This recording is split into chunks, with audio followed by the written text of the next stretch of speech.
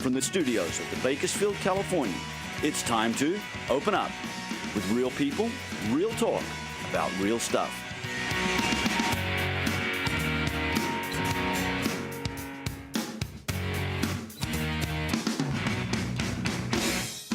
And now, a special welcome to our friends throughout California, across the nation, and around the world to this week's edition of Open Up. It's Open Up time. Good morning. I'm Tina Miller. And I'm Don Clark. We're your favorite pair on the air here and ready to go. Yes, we are. Don, we have an exciting day lined up. Oh, my goodness. We certainly do. Yes. You don't want to, especially, I just have to say this, especially if you're a woman out there, you do not want to miss this show. Mm-hmm. We have some extraordinary information about the challenges that women go through, particularly widowhood, Yes. and widowhood under extreme circumstances. And then we have the author of the number one best-selling book in its category called 50 Shades of Grace. Oh, yes. 50 Shades of Grace. That's coming up. Our live studio audience is applauding. Thank you. Don, we want to thank our dear friends at Nature's Fruit Market and Juice Bar, 2008 Street. They have given us some strawberry slimmer this morning, and we have our very own and our favorite Alibaba as well. Got a real bite to it. It's wonderful. A real bite.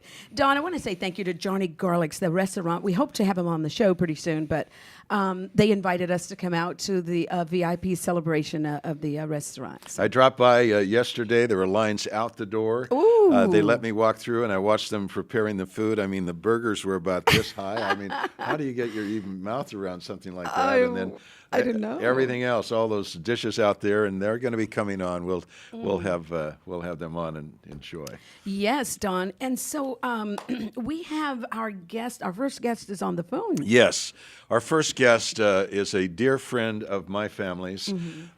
You're about to meet Susan Ortega Vanderpool, who was married to literally the most handsome, beloved firefighter down in L.A.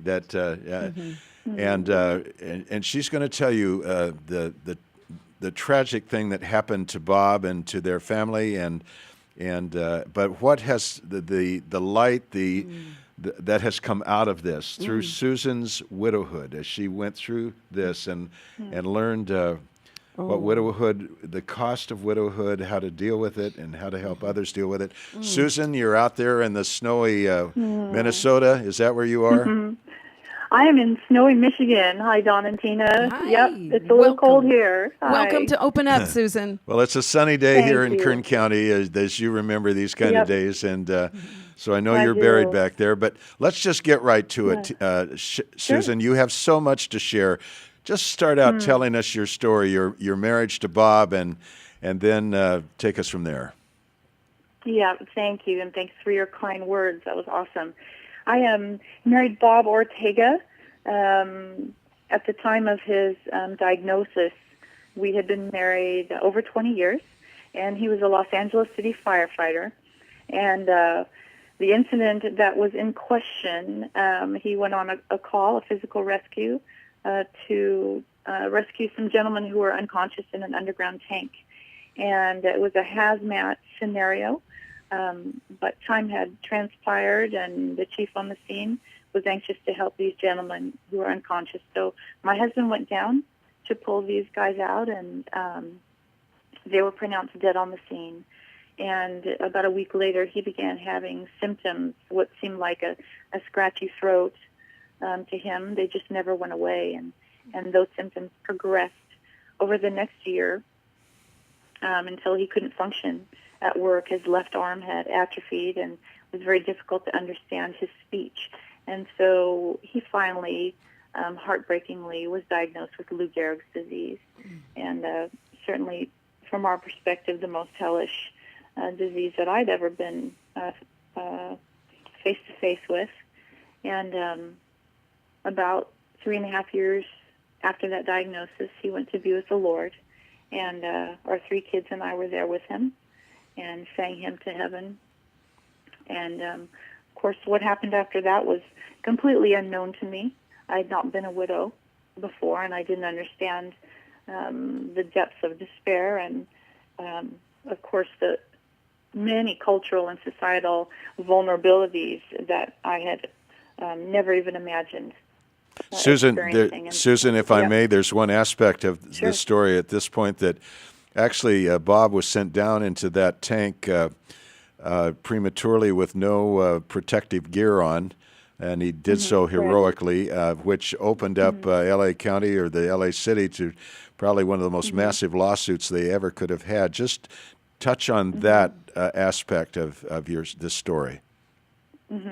Yeah, we, I have to say too, I always told the kids that a man doesn't die a hero unless he lived as a hero. And I can say with our experience with LA City and every firefighter I can say I've ever met, these guys are heroes.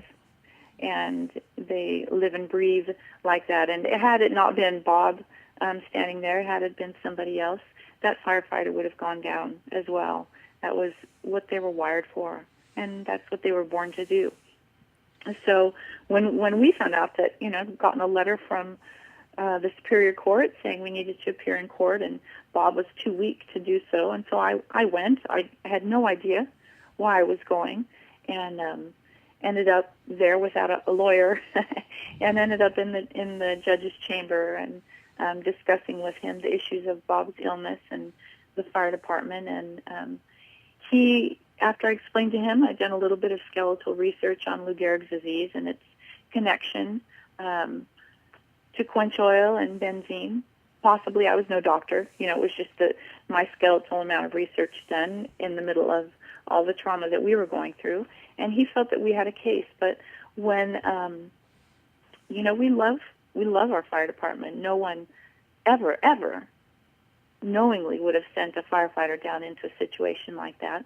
And so, though we had the opportunity to make quite a case out of it, we just felt in our hearts and before the Lord that we wanted to spend our time and concentration on the time we had ahead and not be distracted by the potential lawsuit or hurting people that we loved, because they were grieving as well. As you all know, firefighters are a particularly close brotherhood, and they were grieving, which actually was a big part of the resulting protocol that I know we're going to talk about. Susan, I know that the head of the company that where this incident took place and L.A. were expecting the largest lawsuit ever filed against them. I mean, they thought certainly it was coming, and when they learned that the Lord had told you not to do that, just share with us their reactions. Yeah, I called the president of that organization, and he, of course, was dealing with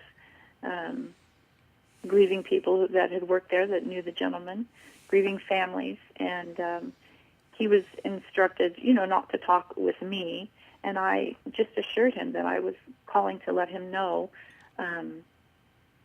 the great work that God had wrought in our hearts. We're not that godly on our own to forgive like that, but we never had a second of finger pointing. Really, that was a work of God. He'd gone before us and prepared our hearts, and we had a wonderful conversation. And that gentleman cheerfully, sincerely, very deeply apologized, and we had a wonderful, memorable conversation. I'll never forget him, and was a very special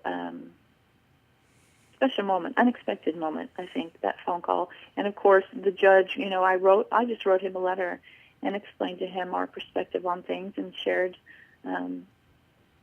with him what God had told us to do. And I got a beautiful response back from him, and which I still have. I've kept in a box of those sacred mementos from that time. So it's very touching. And the district attorney who was present at one of the two meetings I had with that Superior Court judge said she had never seen anything like that. And so we knew that God, was not only going to touch our immediate family and friends, but His grace was going to extend in a lot of directions that we hadn't anticipated. Well, Susan, and then comes your preparing protocols for dealing that the fire department, churches can use for dealing with widows and families, and we're going to touch on that when we come back right after this quick break. Just hang on.